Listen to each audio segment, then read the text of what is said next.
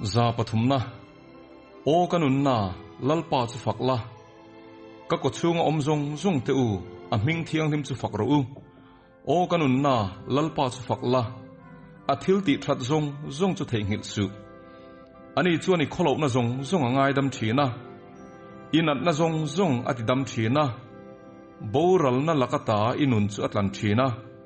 ngil nei na le lai na te akhum tir thin chia ika chu thil tha in ati tlai thina chu ti chuan itlei rol na chu mu pui anga siam tharin aom le thin lalpa chuan ne chia na tuar zong te tan thil fel te ti sakin ro te rel sak thin akong te chu mo sia hriat tira a thil ti te chu Israel tha te hriat tir boka lalpa chu lai nat na khat mi khongai thei tak thinnel tak ngil ne na nga tak ani chuan a hau fo lovanga a thin ur chu pai kum khwa hek lovang kan sual na te angin kan chung atilova kan kholo na te angin min thung rul hek lo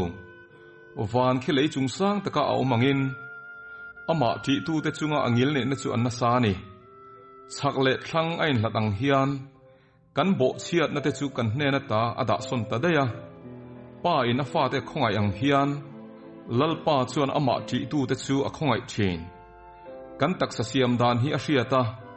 vai vut mai kan ne ti a hriat ringa wangin mi hring zong adam chung ni te chu hlobet ang ani a phul pangpar ang hian avul thina thlina chema abo thin ani a omna chuan a hrele to lovang lalpa ngil ne na ero chu ama ti tu te chunga chuan chatuana ta chatuan thlengin a omanga a felna po an tu chuan thlengin a omang a thuthlun zoma piang tele a thu hril te oi tuma hrenga piang te chunga chuan